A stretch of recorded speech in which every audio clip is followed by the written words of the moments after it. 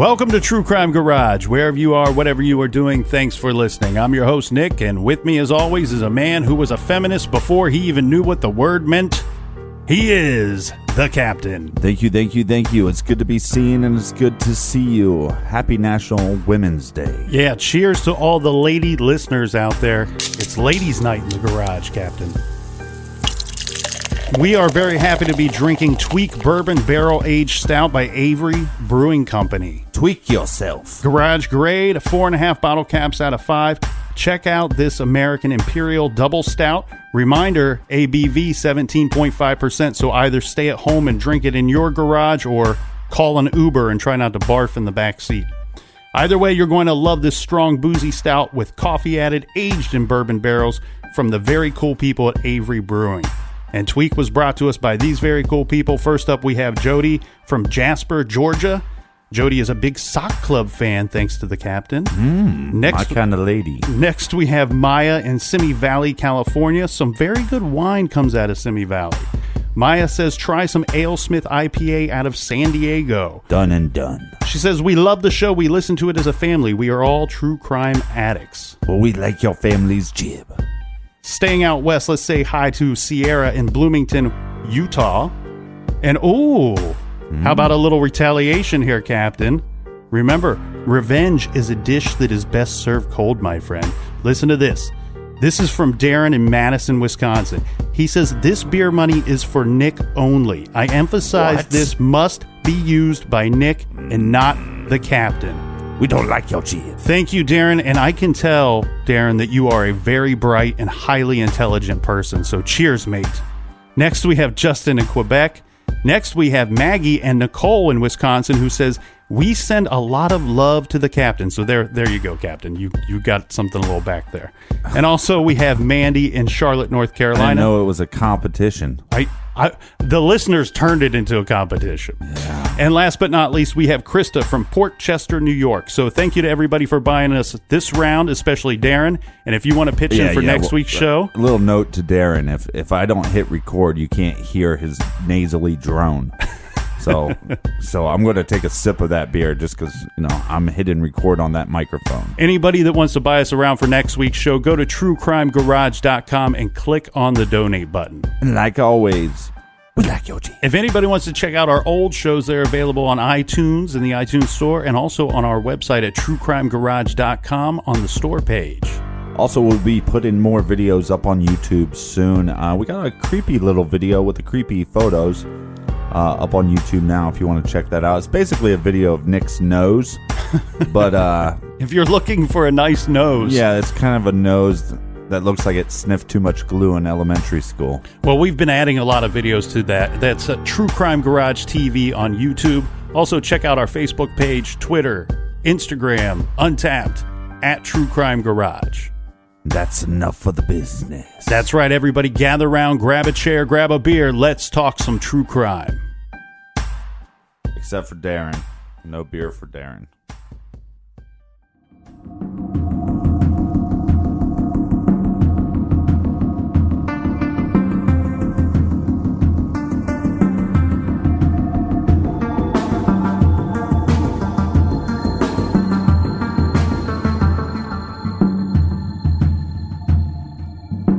Investigators say Bob Evans is responsible for the deaths of Denise Bowden, 4 unidentified people in Allenstown, and Yoon Soon June.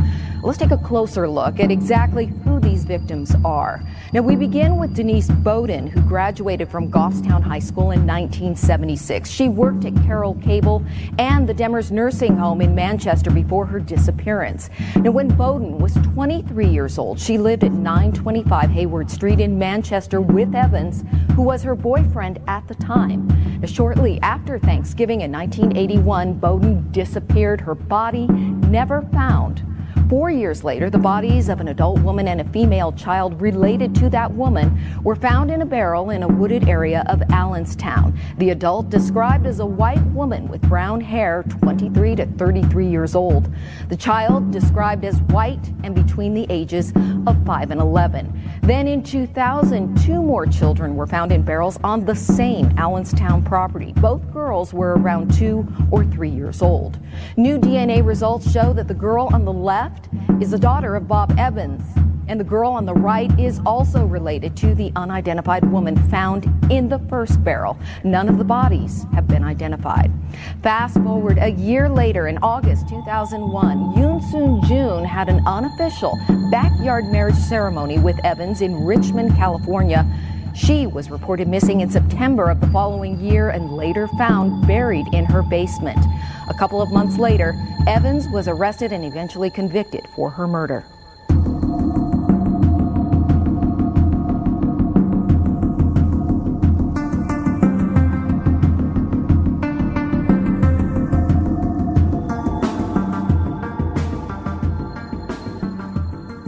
We have been discussing the Allenstown 4, the 4 unidentified victims that were found in Allenstown. Mm-hmm. The first 2 found in a barrel in 1985. The second 2 found in a almost exact same similar barrel in 2000. And these victims have remained unidentified. Well, in January of this year, there becomes a huge break in this case. Yeah. So the New Hampshire Attorney General announced that they believe that they have discovered the man involved in the Bear Brook murders, also known as the Allenstown's 4. To be clear here, the state of New Hampshire Attorney General, he announced in a press conference that after 30-some years of looking, the police are confident in regards to the 4 female victims found in Allenstown in the 2 barrels. They now believe that they have their man. Which is pretty crazy, though, right? Because, I mean, this is the first time that I've ever heard of a case where we identify the murderer, but we still can't identify the victims. Yeah. And he starts off the press conference by saying that exact same statement. Really? Yeah. That usually, you have to, there's that general process that you identify the victims and you take it from there, and then you catch the killer. This situation, quite a bit different, but they're putting out this information because they're hoping to receive some information in return. Now, the thing is, we're going to see that there is a lot of information that's still needed on this case. This is going to be something that you're going to see worked very hard in the next year or two, and I think we're going to see further information come out. But let's go through what we do know as of this year. So the New Hampshire Attorney General stated that Robert or Bob Evans is believed to be the killer of these 4 victims. So who is this Bob Evans? Actually, can we call him Robert Evans, Captain? That's fine. I don't want to disturb my weekend breakfast. So Robert Evans is a man that just pretty recently police have been able to place him in New Hampshire as late as 1981. And we will show you how they are able to connect him to the 4 female victims in Allenstown. But to do so, we have to first talk about California, because Robert Evans was serving a 15-year sentence for murder in California for killing his girlfriend/wife. This is Unsoon June. Right, and to do that, we got to go back to the year 2002. Yeah, September 2002. This story starts off in California's Contra Costa County, and we have a missing persons case. The person in question is Unsoon June. The first signs emerged that there is something that is not right when she did not show up for a scheduled lunch with a friend. She also started missing her regular pottery classes that she attended. A friend of June's was dissatisfied with the answers that she was getting in regards to June's whereabouts from her husband. She stopped believing explanations and excuses as to where her friend was, and then she calls the Contra Costa Sheriff's Department, and the friend decides to file a missing persons report. In this report, the friend states the last time that she had seen Unsoon June was around May 31st, 2002. And she, at this point, she was married to Robert Evans. Yeah, they had, some people will refer to them as husband and wife, or they will refer to this Robert Evans as a boyfriend, because they were married in some like backyard ceremony, so it wasn't like super official. What happens is after that missing persons report is filed, the sheriff's department, their missing persons crime unit, they decide to go do a welfare check at the woman's home, which is located in East Richmond Heights. The husband, a man who is actually going by the name of Larry Vanner, told the investigators that she was out of the state, and he's very cooperative with the people that old show Larry, up. you know. Now we have to kind of touch upon something here, and it's going to come around full circle, and we can explain it as we go. But we're going to start to see a lot of different names in this story, and a lot of those names are being used by one character. So Robert Evans is using multiple names throughout this story, when Larry Vanner and Robert Evans are the same person, and we will get into that a little bit later. You'll see how that's connected. So when Larry Vanner, he's so cooperative with these investigators. We should just say Larry, a.k.a. Robert. Okay. Larry, a.k.a. Robert, is so cooperative with the investigators that he even agrees to go down to the department to answer some questions regarding the whereabouts of his wife. They interview him for quite some time, and Vanner was given a phone, and he makes a phone call. He calls a number that he calls from memory, which turns out to be a licensed therapist in Eugene, Oregon. Now, the detective would later state how she thought that was really weird because he had this number memorized, and she believed it was part of like a ruse, like the fact that he had gone this far to form some kind of plan in advance. And she couldn't really put her finger on, was this something that he kept in his back pocket as a plan to get out of this particular situation, or really was this something he would do to get out of any situation? Right. The detective quickly realizes that the name Lawrence William Vanner, which is the name that the man had given, had no paper trail. He had no driver's license in the state of California. He had no driver's license in any state in the U.S. that they could find. And he had no criminal history or records of any kind. Nothing that they looked for in their databases at the sheriff's department turned up regarding the name Lawrence William Vanner. But this guy, he still agrees to keep talking to her, answering questions, and he even agrees to be fingerprinted. So she also said that they made quite a bit of small talk, and mainly this is because the guy seemed to be very chatty. She also commented that he had these really strange, super blue, twinkly eyes. But as far as questioning went, he was a very personable guy. Twinkly eyes? Yeah. Like the Wiz from Seinfeld? Yes, much like the Wiz. Yeah. Sometimes Vanner even spoke in a type of like sing-songy voice when they were talking. Anyway, so he gives I never really understood that sing-songy thing. Does somebody talk like this or something like this? In every musical that you watch, they do that. Well, right, but that's an actual song. But sing-songy talk. I don't really... Well, Vanner did this from time to time during the questioning process. And he does give his fingerprints, as we said. And while the live scan began to run the prints through the database, the detectives took Vanner out to a corner store so that he could get a drink and a pack of cigarettes. The detective, in an attempt to get some more information about this man, asked him if his accent was from the East Coast. She says to him, "Your accent's very interesting. Where did you grow up?" Vanner then stopped talking, and he leaned in real close to the detective's personal space. And with a completely different tone, he said, "That's none of your goddamn business." She said it was like a flick of a switch. From the normal behavior that she had seen before, he completely changed. Con artist. Yeah, he gets very aggressive with her, and then she says that he then switched it off again, and he kept carrying on as normal, like nothing had happened. And I'm going to post some pictures of this guy, of old Robert Evans. He's definitely creepy looking. He's like a creepy clown. Yeah. You know, he's like a sadistic clown with twinkly blue eyes. Yeah, he's just got the hair on the sides and none on the top, and he's kind of got that clown face. Yeah, there's this other picture, too, where he's wearing a Mickey Mouse shirt.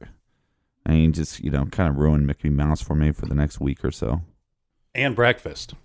The fingerprints come back, and what they learned from the fingerprints gets even stranger, okay?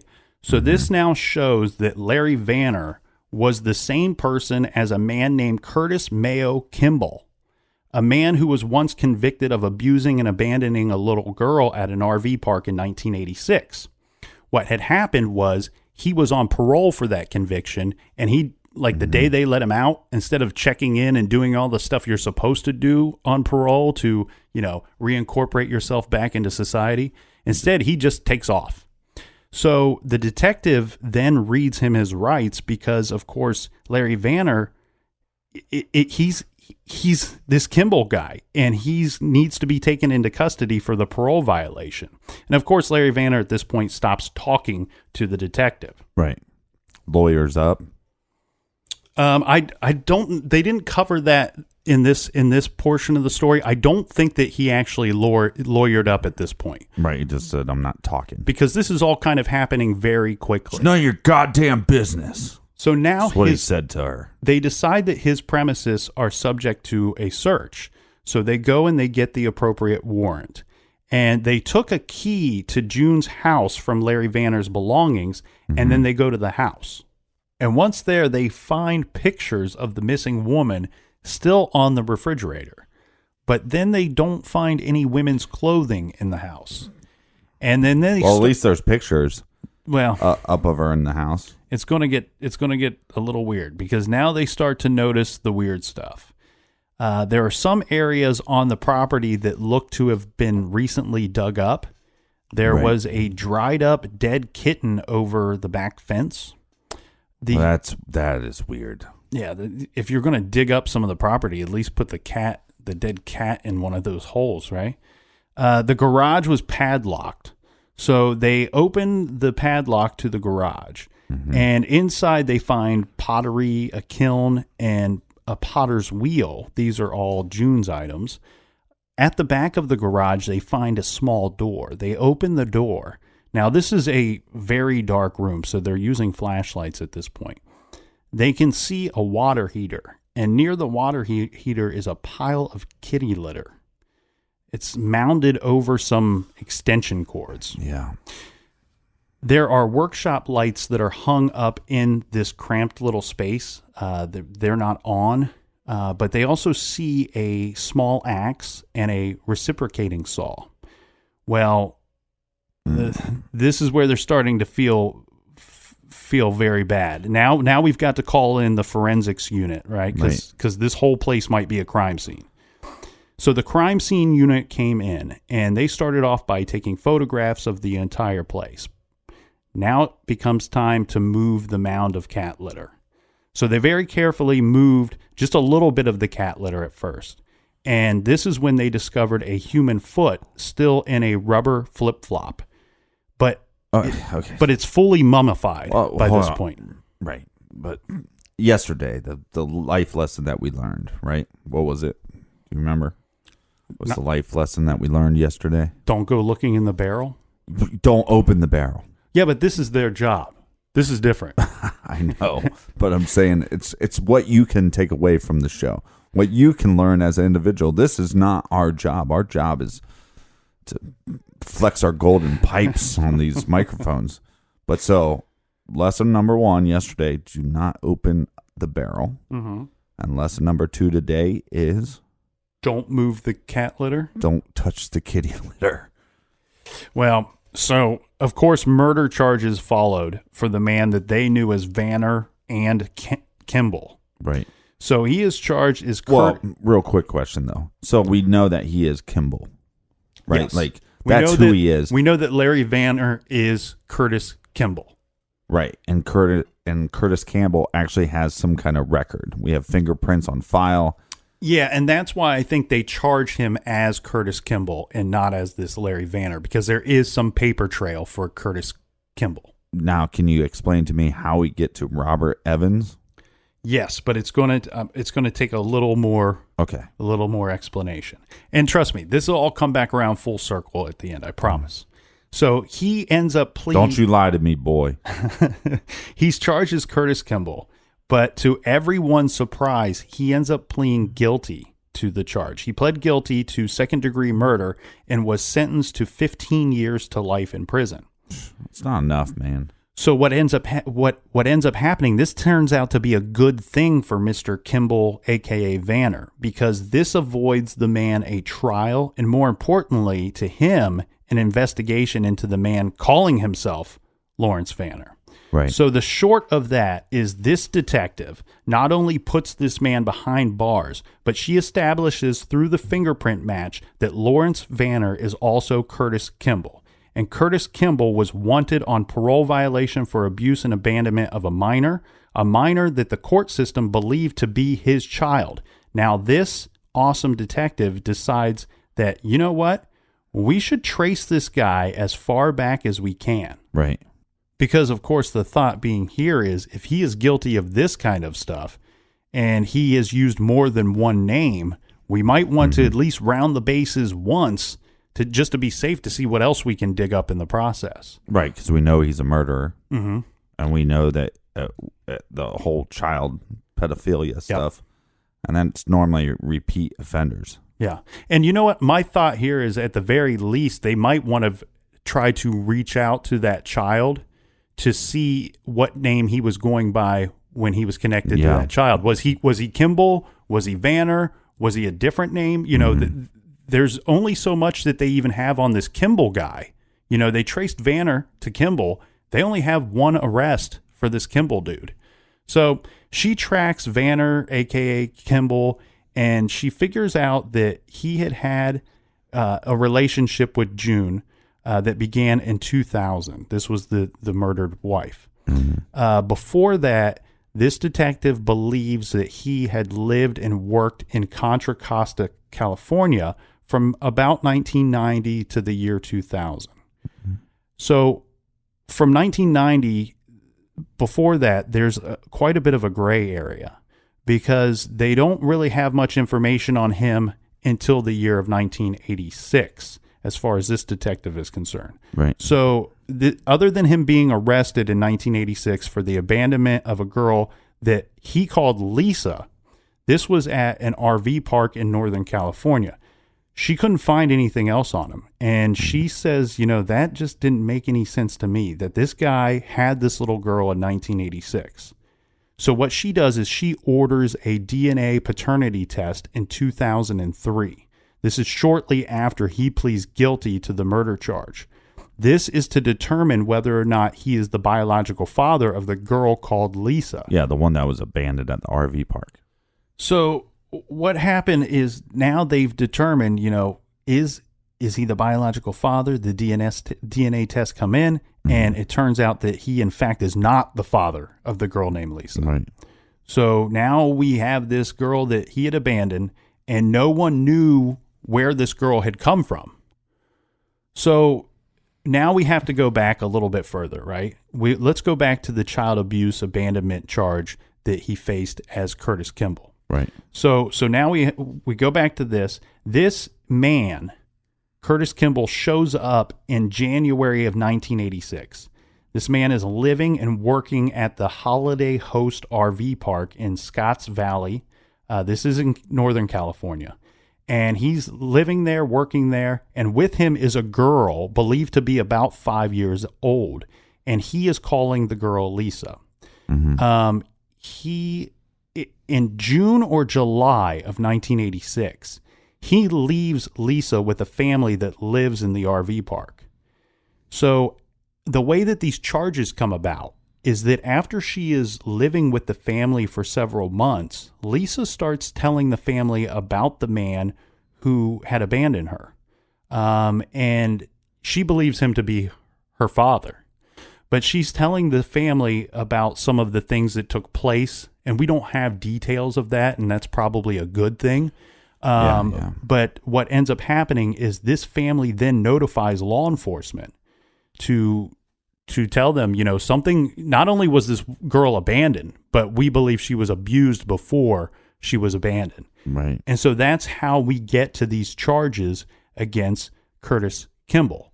Now, we have a very strange situation, though, here, Captain. This is something that doesn't happen very often at all. What the detective quickly realizes is this young girl that was called Lisa, she might have been 5 years old, that just appeared in this RV park. Right. Well, now she's an adult, and she is basically a living Jane Doe, which you very seldom see that. So Now we have a situation where we have a person that's lived most of their life and they really don't know who they are or where they're from. Well, and it's creepy stuff, and it kind of makes you wonder, like when you meet somebody, are they who they say they are? Right. You know what I mean? Right, because really, until you see any kind of documentation, you just take people at their word. It doesn't even matter if you see documentation. Yeah. Really, I mean, this guy. I'm Scott White. Well, you're definitely vanilla. Yeah. You know what, though? I'm speaking to a guy that uses uses an alias, so maybe you shouldn't be. They kind of frown upon it if you're teaching children. They frown upon you talking about murders. I get you on the internet. I get so that's why that happened. Okay, so let's make some sense of this. Let's recap this real quickly. So Robert Evans, we now know that he is responsible for the deaths and the 4 victims that were the 4 unidentified victims in Allenstown, New Hampshire. Yes, right. And from there, they trace him back to California. Mm-hmm.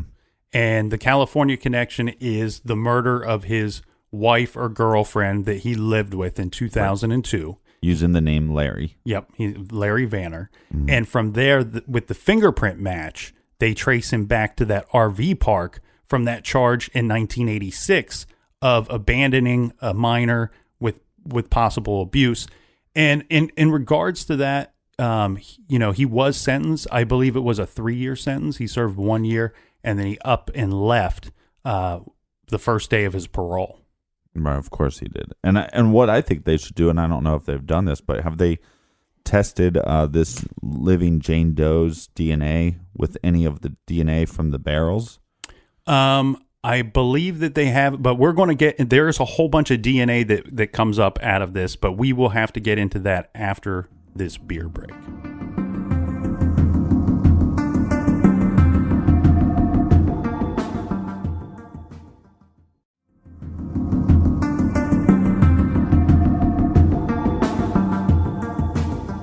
All right, cheers, and we're back, everybody. Happy Women's Day.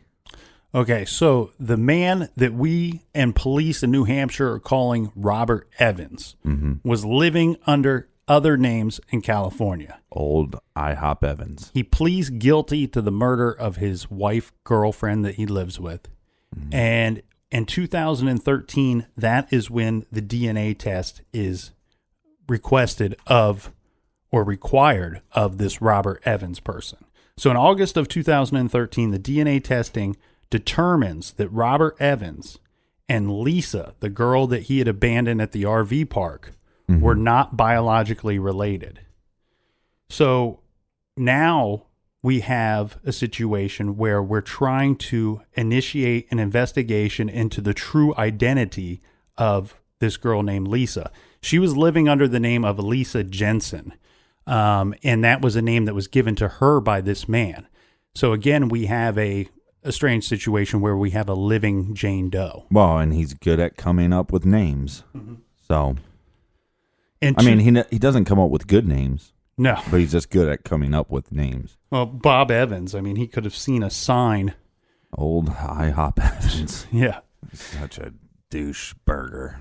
So in 2014, San Bernardino, the COSO, enlisted the assistance of DNAadoption.com. And this is one of those like genealogy type things. You try to find where you came from, your family background. Well, that's actually interesting because one of the listeners posted yesterday if they did a genealogy on the victims of the barrels. Which is something that police are working on doing right now. Well, that's good. So we'll get back to that. It was a good listener thought, is what I was saying. Yeah. Exactly. Some of these listeners should be involved in these cases.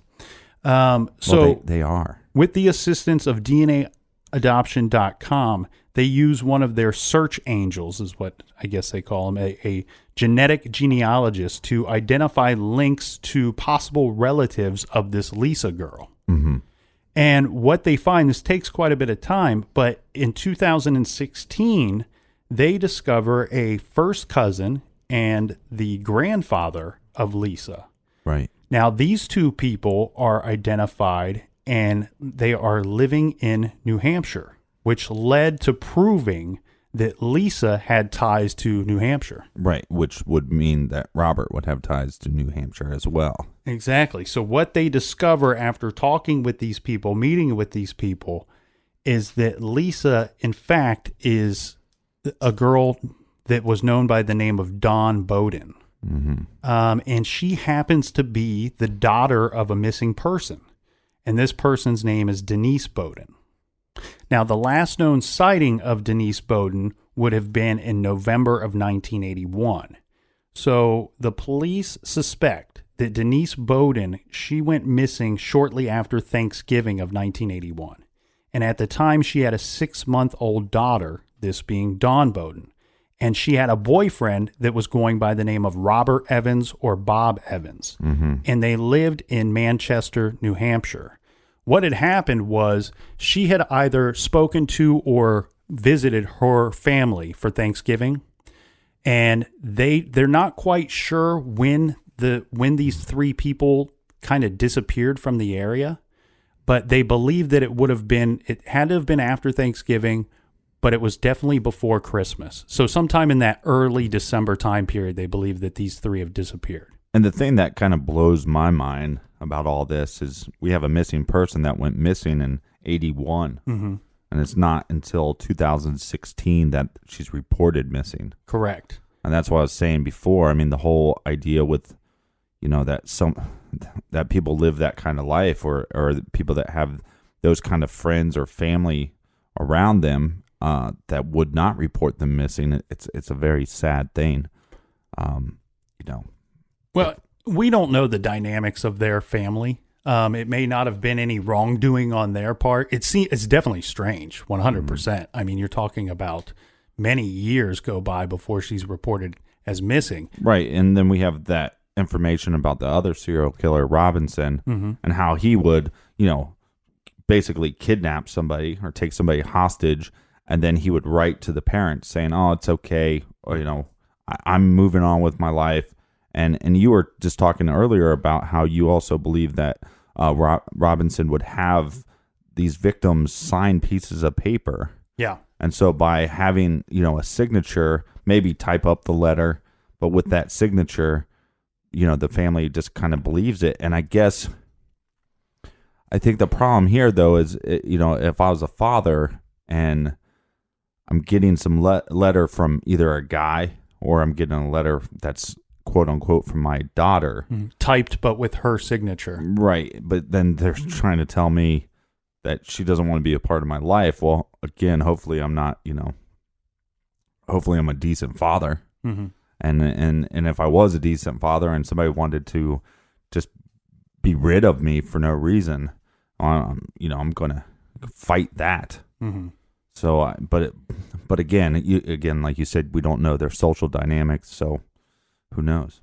The thought here is what the family would tell us in 2016 was that the reason they didn't report either the mother or the daughter as being missing was that it was presented to them. Now, it's unclear to us, the general public, if it was Robert Evans presenting this to them or if it was their own daughter presenting this to them, Denise Bowden. But it was presented to them that they basically owed a whole bunch of money to everybody in the area of Manchester, New Hampshire, where they lived.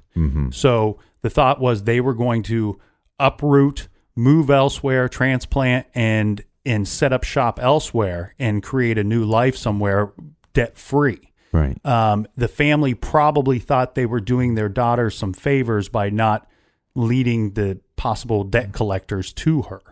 That being the thought. Again, though, 30 years go by, it's strange. Yeah, again, maybe you don't hear from the first Christmas and, nothing, no big deal. She's starting her new life. But by the second Christmas, I'm looking for this person. How can you just let your daughter just disappear almost?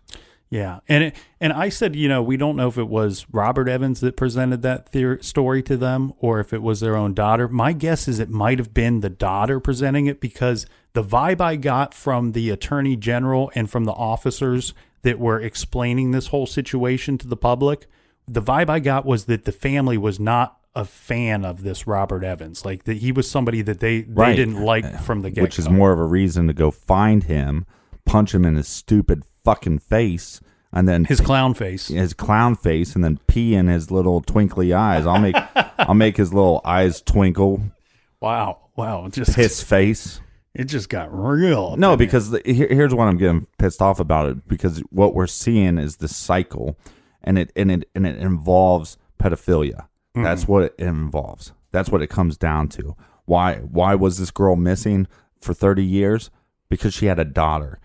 He preyed on her, and it was the daughter. He wanted the daughter, and you see this time and time again where these doucheburgers come out and they prey on single mothers with daughters or sons, and they molest those kids. And then once the mother finds out about it, well, now you got to kill the mother. And that's what this Robert Evans was doing time and time again, was getting into situations. And I guarantee you his girlfriend/wife, that's probably why she ended up dead and why they found her at her house dead, because she probably figured out that he was doing this shit. Or figured out that he had some very sketchy past. Anything's possible regarding that. We should state very clearly here that Denise Bowden is still technically a missing person. She's not been identified as having been found anywhere or she's dead or to be living anywhere. And you're exactly right. The way that this has been presented by the Attorney General is that they expect that knowing Robert Evans' past and knowing what he's capable of, they firmly, and the amount of time that's gone by, frankly, they firmly believe that they're looking for remains as far as Denise Bowden would go. All right, so let's connect this all together. Yeah, so in the summer of 2016, the San Bernardino County Sheriff's Office, they contact the Manchester Police Department regarding the identification of Dawn Bowden. So Lisa Jensen, the girl that was left at the RV park, is actually Dawn Bowden, the daughter of Denise Bowden. And I'm so glad that they did their work, so she at least has some closure and that she has some sense of an actual past before this monster. Yeah, can you imagine that, though? This Lisa girl, she's living with the name Lisa for all these years, and she was adopted out and went on to live a very normal, happy life from what we have heard. Can you imagine that situation, though, that you really basically have no family background or understanding of your family background or where you came from? You don't know your mom. Well, sometimes I wish I didn't know my family background. You have this guy that you think is your father that probably abused you. At the very least, he abandoned you. And so you probably consider yourself lucky to have survived and got out of that situation.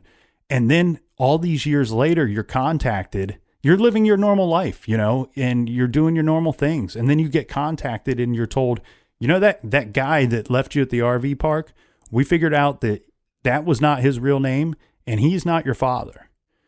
So, sorry, I got sidetracked there. But back to the summer of 2016, this is when California contacts the New Hampshire Manchester Police Department regarding the identification of Dawn Bowden, the girl, in connection with a missing female, Denise Bowden, the mother. Mm-hmm. And they let them know that the person that they suspect of being involved in this disappearance would be a person that they've already convicted of homicide in 2002. Right. So that same year, a multi-agency investigation begins to determine that Robert Evans, they determine his connections to Manchester, New Hampshire, and Allenstown, New Hampshire. What's the major connection between old Robert IHOP Evans and the Four in the Barrel? So in October of 2016, they take Robert Evans' DNA profile. Remember, they already have this from checking with the Lisa girl. And they compare that profile to all of the three these are the minor female victims that were found in Allenstown. Right. Well, the results showed that Robert Evans was the father of the middle child. Remember, this is the child that is non-maternally related to the other victims. So what are the Allenstown connections beyond that of the DNA? This is what the officers are able to determine, that at some point in the late 1970s, a man that shows up using the name Robert T. Evans, or to friends or coworkers, he's known as Bob Evans, that he lived and worked in Manchester, New Hampshire. He worked at the Wambeck Mills in Manchester as a mechanic and electrician. When he was working there, he worked with the owner of the property in Allenstown where the barrels with the bodies in them were found in 1985. Right, because there was that little store. Yeah, and in 2000. He provided electrical work to the Bear Brook store that was located on that property. And here's the thing though, too, that makes you wonder, Captain, once you kind of see this situation with Robert Evans and you know that a lot of these crimes might be driven by his pedophilia. Right. And then we hear about the owner, his last name was Callahan, that owned that property, worked with him at the Wambeck Mills. Doesn't it make you wonder, does this Callahan character, with his background in pedophilia, do you wonder if there's some kind of connection there? It seems a little too big of a coincidence to me, right? A couple questions initially that come up. One, was it the pedophilia that brought them together and then they decided to, work together? Or was it through work, an odd conversation? I don't know how that conversation starts, but I don't want to ever have that happen because I think I'd just slap the person. But then a weird thought kind of popped in my head. What if a lot of this pedophilia stuff, what if this other guy wasn't actually that involved? You know what I mean? And it was just happenstance or something. It's possible. The thing here is, you imagine if this Callahan guy is guilty of lesser crimes, I don't think he's letting somebody dump bodies on his property. Right. Actually, guilty or not guilty of anything, you're not letting people dump bodies on your property. Well, and this starts making me feel a little more like the whole idea of sex trafficking, human trafficking. So, yeah, it appears to be something of that nature. We have these unidentified people that one could think partly they're unidentified because they were brought into that area. Another connection here is that the first barrel that was found with the adult and the oldest child that were dismembered in this barrel, remember they were found in trash bags, but these were multiple trash bags. So what Robert Evans did, or whomever placed him there did, was to package these things together. The trash bags were tied together with electrical wire. Now, we already said that he has a background as an electrician. Right, so that makes sense. This electrical wire could potentially be traced back to a place called Carroll Cable. Now, this is interesting because that is where Denise Bowden worked. So I do want to throw this out there, though. It is a bit of a loose connection because it's been presented to me that type of cable, that type of wire, was actually a very common type of wire. But again, here, it would be another big coincidence. Right. Well, but the fact of the matter with the whole Denise case is he had her daughter. He took her daughter across the country. We see this pattern with him, as far as murders go. And, so we don't have to sit there and say, well, he had some cable because he probably worked at this cable company. That's where she worked. That's another nail in the head. I don't need any more nails in the head. This guy. Right. I think it's more of a connection to the 4 unidentified bodies. In regards to Denise Bowden, there were people that provided law enforcement with pictures of this Robert Evans with Denise Bowden. So it's not just somebody coming forward and saying, well, I know this Robert Evans guy was with Denise Bowden. No, they have photographic proof. Some other kind of loose ends here we have with the Allenstown victims. Remember the girlfriend wife that he killed in California? All 5 of these victims died from blunt force trauma. And almost all of these victims as well were dismembered. So we see a bit of a pattern as far as cleaning up a scene and getting rid of bodies. And through investigation, they were able to uncover that Robert Evans was known to actually dump stuff on the site before. Yeah, and they had confirmed that barrels from the mill, from the Wambach mill, were dumped on the property as well. Now, what they're saying in regards to the actual 2 barrels where the bodies were found stuffed into is that they can't place them as having come from the Wambach mill, but it makes sense. But they're similar. They're very similar, yes. And then sometimes, if you work in any warehouse, sometimes you have like everything normally comes in this crate or in this barrel, right? But then every now and then you just get a couple crates or a couple barrels that look a little different. Get a one-off. Right, and those might have been put to the side, and he possibly could have used those because they weren't using them at his work.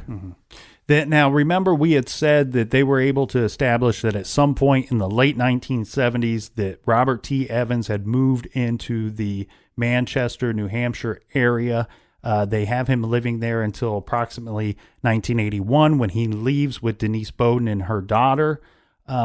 They are able to confirm they don't know the exact time or date that he would have moved into this property, but they have him as living at 925 Hayward Street in Manchester, New Hampshire.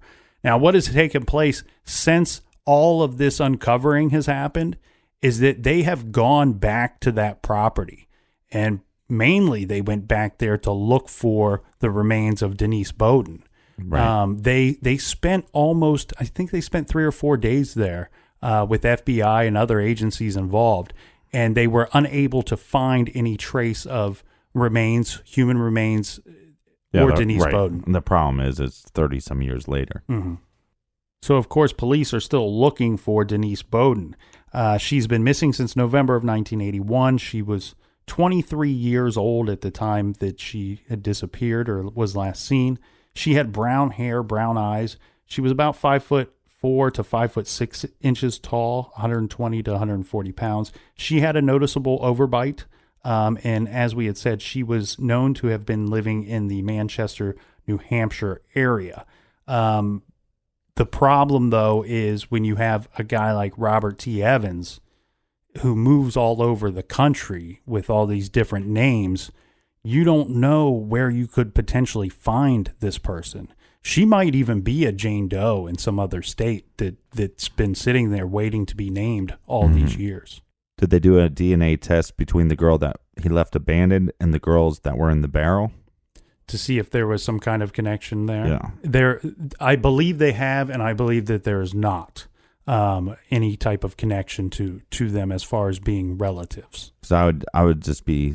It would be suspect to me that the middle child that they believe is connected to Bob Evans or Robert Evans would be maybe related to the Bowdens. Yeah. Anything's a possibility at this point. So let's try to point out what we think we know about Robert Evans, because we have these little patches in time where we don't have information on where he is. And this becomes a big problem because we're starting to see what this guy is probably capable of. I mean, he's a chameleon, right? He's a guy that moves into an area. Well, no, I mean, here's what we do know is we do know that he's capable of kidnapping. We know he's capable of abandoning children.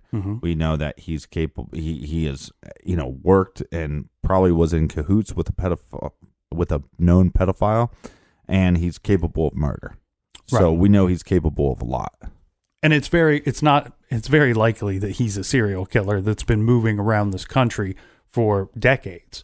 So the police estimate that Robert Evans was born between the years of 1936 and 1952. Well, that's quite a span of time there. That's 16 years of not being able. That's scary when you have this guy that you're saying he's our number one suspect. He's probably guilty of this. But we don't even know if this is his real name, and we can't tell you how old he is either. So the way that they come up with these years as having been possible birth dates that he was born sometime during this time is that on certain paperwork that he had filled out over the years, he used different dates that fell within this range. He did die in prison in December of 2010. So he will be unable to face justice regarding these victims that we have in Allenstown. He's also going to be unable to provide us with any information as to who he is or potential additional victims that he may have. Well, I can tell you who he is. Well, he changed his name obviously frequently. He had there's a lot of suspected aliases, but we can go through the confirmed aliases. He had lived or worked under these names at one time or another. This being Robert T. Evans, also Curtis Mayo Kimball, Gerald Mockerman, Gordon Curtis Jensen, and Lawrence William Vanner, which was the name that he was using when he murdered his girlfriend that he was living with. Yeah. Occupations, he had worked at different times as an electrician or a mechanic. They have a suspicion that he might have possibly worked at the Manchester, New Hampshire VA.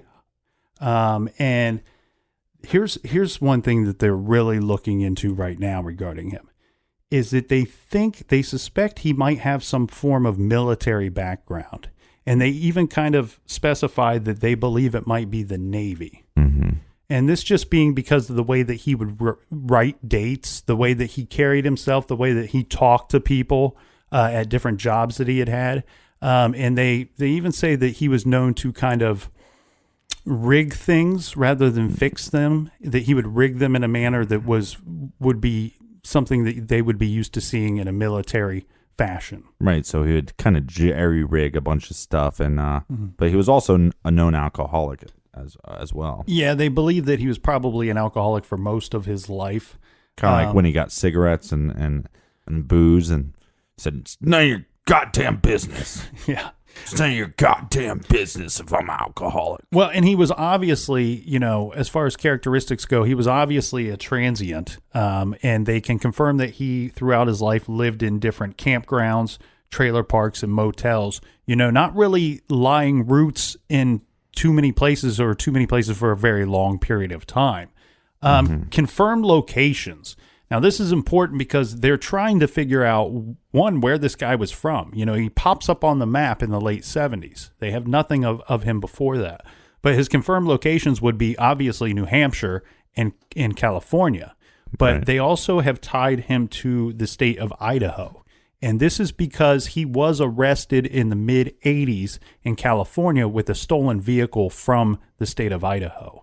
Now, what they're really looking for and hoping for is that somebody comes forward and says, you know what, I knew the guy that stole my vehicle, or he lived down the street and he went by this name. Right. So those are the confirmed locations.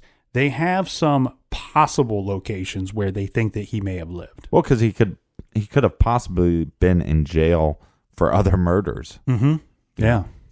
And so the possible locations of where he may have lived at some point would be the state of Washington, Oregon, Arizona, Wyoming, Colorado, Missouri, Virginia, Georgia, Louisiana, Hawaii, a small part of Canada and Quebec, Canada. Well, possibly Hawaii. I mean, that would make sense if he was in the Navy. Yeah, he could have been stationed there for whatever reason. And also the state of Texas. Mm-hmm. Now, I do want to throw this out there. This guy is obviously not to be believed on anything. You know what I mean? That we people that tell stories and you say, well, take what they say with a grain of salt. I don't even think you can use a grain of salt when you're talking about Robert Evans here. Mm-hmm. These are locations that they question because he has some ties, or he has mentioned these places to people at some point in his life.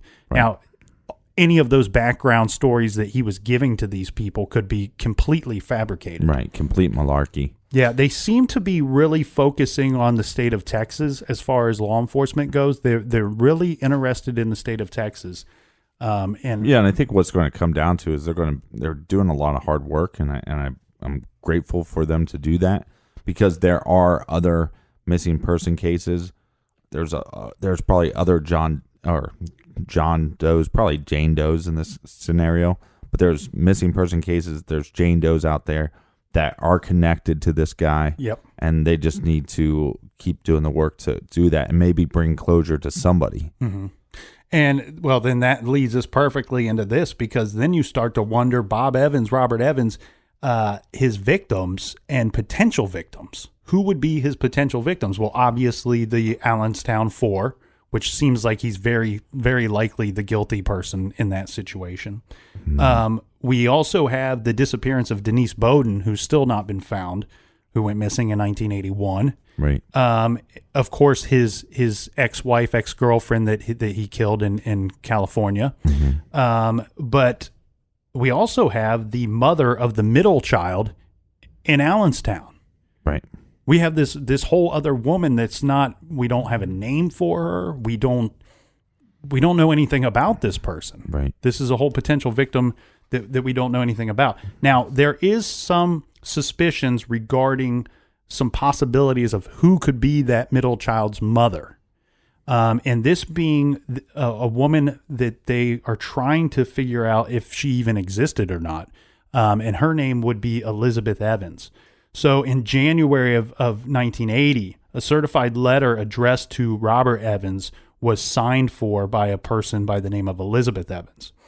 And at 2 points in that same year, he was arrested. And on both of those times, he listed his spouse's name as Elizabeth. Now, the strange thing here, though, is on a later arrest date in October of 1980, he's arrested again, and this time he does not list a spouse.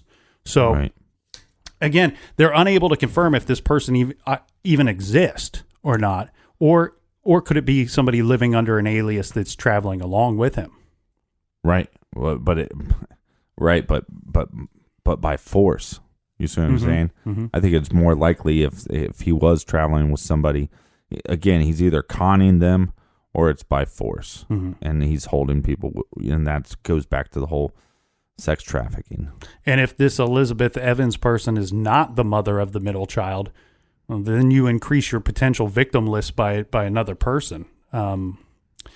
It's a crazy case. One of the strangest that I've seen. I gotta say here though, Captain, what really kind of drives this whole thing, and what I'm really excited about, and is to see somebody in law enforcement take it the extra steps. That detective that put him away for murder in California back in 2002. I love that she gets a gut feeling that something just doesn't sit right with her, and she decides, you know what, we're going to mandate this dude take a DNA test. Yeah. Because this guy's passed away since then. If this went unnoticed back then, we would be sitting here with I know we have a whole bunch of extra questions involved, but we'd be sitting here with no answers at all.